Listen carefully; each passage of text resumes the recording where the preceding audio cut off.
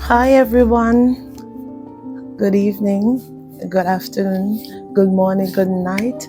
As I will always greet you, I am happy to be here once more to share something that's very deep, important to me. I want to make it in episodes, right? And I know it have been long overdue to speak my testimony. So those who have been listening to me over the past years will know where I'm coming from and what got me here.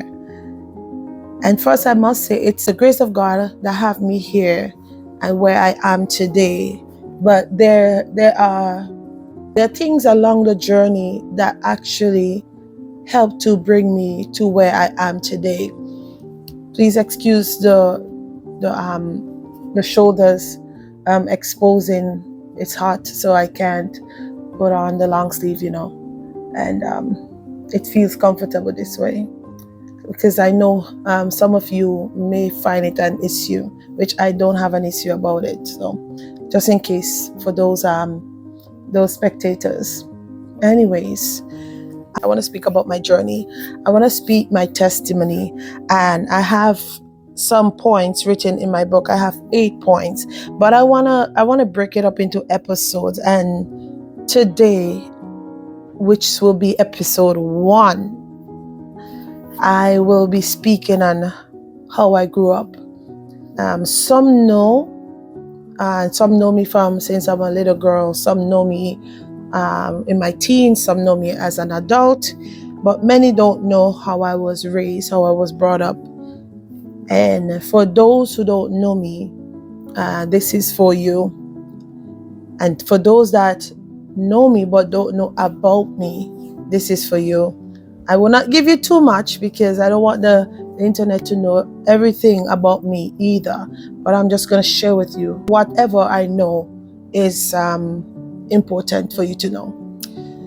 So for those that don't know me, I was born and raised in St. Vincent. I bet you already picked up the accent because I do have an accent. And born and raised there. I won't tell you the tongue. For those that don't know the tongue, I won't tell you because you probably may not know anyways. But I was born and raised in St. Vincent. As a little child, as far as I can remember, I have always known that I was different. There's a lot of things that many children will find joy in, but I never used to. There's a lot of things that many teenagers would have find joy into, but I've never used to finding joy in them. Still don't find joy in them. And I never understood why, but I knew I was different. I knew something was different about me, but I never understood what that different thing was. Growing up as a child, I realized that I could have see things before they happen, and most time it was in dreams and visions that the Lord would show me, and it would not take any time before it come to pass. For example, I will dream the thing this morning. When I wake up, before the day ends, it happens. And it had been like that for a very long time. I remember I would go to my grandma and I will explain to her what have been happening and what I've been experiencing, just to get an answer, a sense of comfort from her on what to do and how to control this. Also, what I have noticed is back then a lot of people didn't know really how to help you in that aspect, because a lot of them had turned to tradition, things that they have known from maybe the ancestor or whatever. They didn't know about the things that really truly God was doing. So most of the times when I go to my grandma, she would tell me, it's not that she was dealing with ancestral things. No, not that I know of, right? But I'm just saying that when I went to her those times, all she will tell me to do is pray, right? Which is the best thing to tell me to do. But as a child, I didn't know how to pray about it, or what to really pray about, or even what to say, right? But she did give me the best answer, and never really got to an understanding of what was happening, what that really was, who I was, what God have been doing in my life. I didn't know, I didn't understand, and she probably did know, but she didn't know how to explain it to me. So the simplest form is to tell me to pray, which was the best answer anyways. One more thing that I have noticed, and it still do happen, and I've been praying to God to help me with that one, is I cannot really be around people who is going through certain things. And I don't want to say I cannot really, because I can. I just prefer not to really be around people who's going through like certain things, because from since I'm a young girl to now, if I'm around someone who's experiencing something in their life that's not good, it starts happening to me. Once I know about it, once they tell me about it, and I sympathize with them about it, I begin to take that on. If I touch the person and they're going through anything, I pull it from them. And it's something that I never really liked. I never really understood what it was until I started to walk in the spiritual way.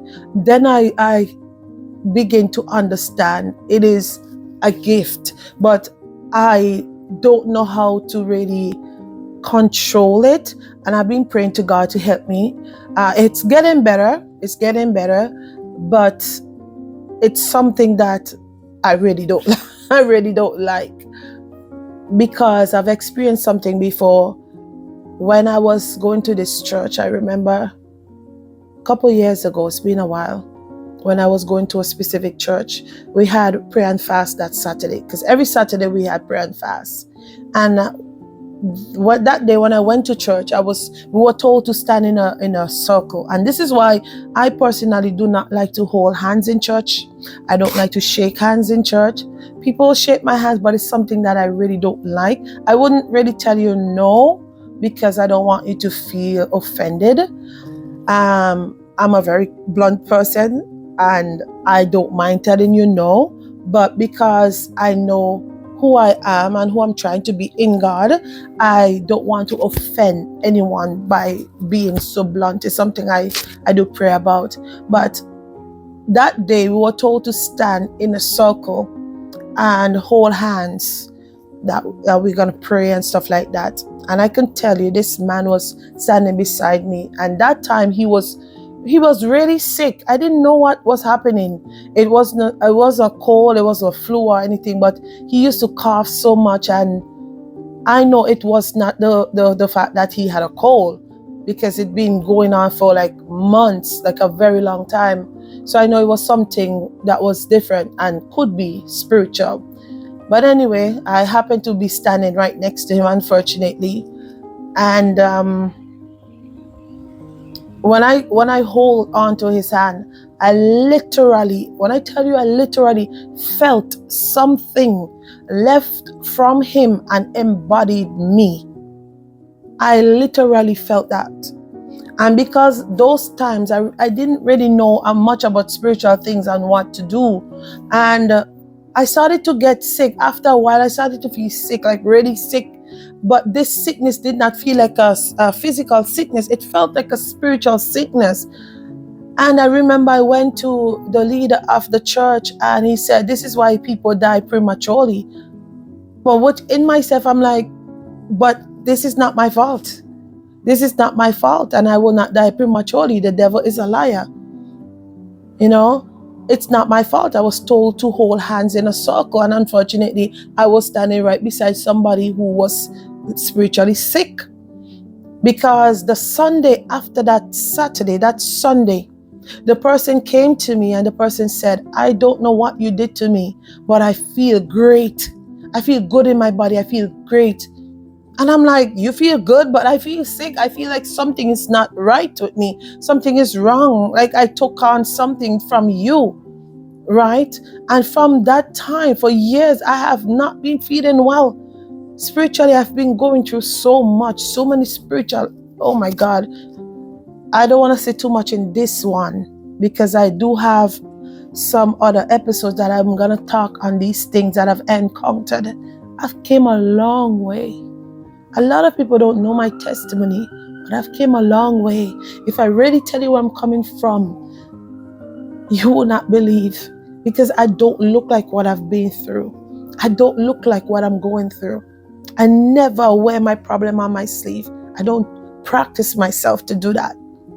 So from a little girl growing up, there was always something different about me. I used to hear it from my teachers. I used to hear it from my peers. And I just knew it.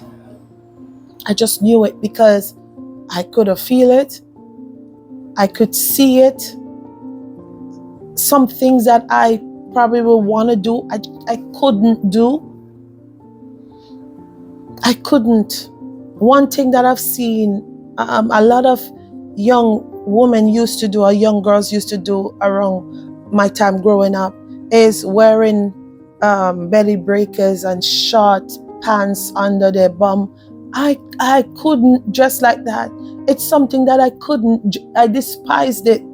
I felt uncomfortable. I didn't want anyone to see my body. Even these things like a tank top showing my shoulders is something that I never used to want to do. Have I dressed like that before, we're showing the shoulders and have tank top on? Yes, I did, but it's something that I never used to feel comfortable doing. I always used to feel so uncomfortable, as if I'm exposed. And I never understood why. Not even my mom could have understand why. Many times they were like, girl, stop, behave yourself. Why you always behaving like that? So silly, it's just a top, it's just your shoulders. But within myself, I felt naked. I felt uncomfortable. I did not understand either. I couldn't explain to them, but I just felt uncomfortable. So I used to walk like this. When I have the tank top, I used to walk like this, like shove my shoulder, like if I'm closing myself, because I don't want anyone to see my shoulders. Oh boy. But God had a plan. He had a plan.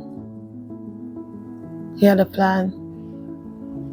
I grew up in a somewhat of a tight-knit family. When I say tight-knit family, I mean in my intimate family, like my mother, my sisters, my brother, and my grandma.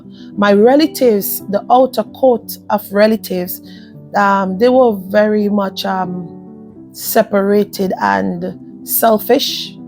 So I didn't really have a close relationship with a lot of my family members on my mom's side and my dad's side. I knew of a lot of them, but I don't have a relationship with them because they're very selfish and distant family. And some of them are cool, some of them just to themselves, and they like who they like what they like, and it's fine, it's okay. But within my mom and my sister, brother, and grandma, we were tight-knit, we were close, very, very close. So I grew up very strong-willed as well. My mom brought us up very, very strong. My dad was there, yes. My dad was always in my life, still in my life.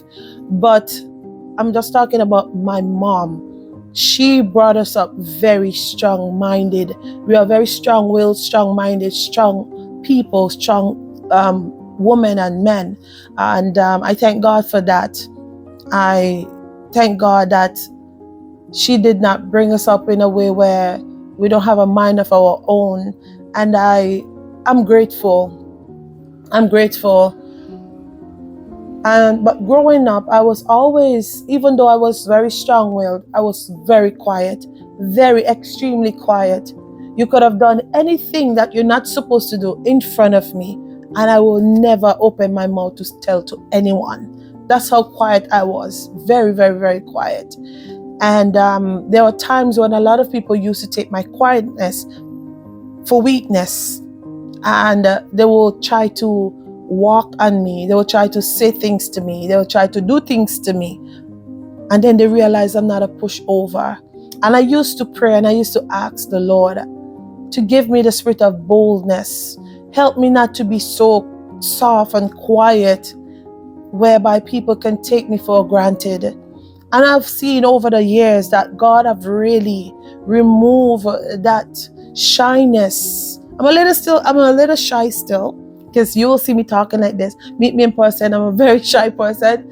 I'm a very nice person as well. I love to laugh. I laugh a lot. So when you meet me in person, you'll know I laugh a lot, right? I love to laugh. I love joking. I love anyone that can make me laugh. That's me. I love that. I'm not a highty-tighty person. I'm not a stuck-up person. And that's another thing. Growing up, a lot of people used to think that I'm stuck up, I'm highty-tighty. I tell myself I'm better than everyone else. But getting to know me, you will realize that I'm the complete opposite of what you think I am. I'm not a highty person. I'm not a stuck-up person. I'm very selective, but of who that I'm gonna entertain or who I'm having in my life as friends, of acquaintances, I'm very, very selective of that. I know what I want, so I don't really settle for less, if you understand me. So because I do have that about me, that thing about me, a lot of people have it to be that I'm stuck up, and I tell myself, but you have to have standards. I have standards for myself. So, and I won't compromise my core beliefs and stuff like I won't compromise that. So for people who don't understand that, they look at it as I'm telling myself. But hey, if you know me, you'll know I'm a jokester. I'm a jokester. I love to laugh. I love crap. I like, not because I come on here and I bring the word and I empower people and stuff like that. I love to laugh, right? So that's one thing you will know about me. As I said, my mom brought us up very strong-minded, very strong-willed, very independent. We can do anything for ourselves on our own. We don't really need anyone to help us. We all need someone. We all need people. We all need a community. And I will never say that I don't need a community. I don't need someone else, people to help. I won't say that. But what I'm saying is, if I have to do it on my own without any help, like I literally can do it because my mom brought us up that way with the help of my grandmother. My dad didn't play much role in that part of my life, but my dad was there, right? So growing up, becoming a teenager, and becoming not much about me as a teenager, because as a teenager, I gave my life to Christ when I was 15 years old. I gave my life to Christ when I was 15 years old. I can remember it like it was yesterday. I remember the song that they sang when I got baptized. It was, "Goodbye world, I stay no longer with you. Goodbye pleasures of sin, I stay no longer with you. I made up my mind to go God's way the rest of my life." Thank you, Lord. That song stayed with me for a very long time. It stayed with me for a very long time, and even until this day. I messed up along the way. I did. As I go through the rest of the episodes, then you'll get to understand how I messed up along the way. I will talk about that too. But I never stayed where I messed up. I recovered. But I will let you know how I recovered. Stay tuned for the rest of the episodes. This is episode 1. And this is Tamisha bringing you live how I grew up. There's more to how I grew up, but I don't want to make the video too long. I hope this gives you a little insight of who I am and where I'm coming from. Stay tuned for the rest episode. As the time goes by, I will let you know. I will tell you. I will share with you. And then you will get to understand who Tamisha is and why she do what she do.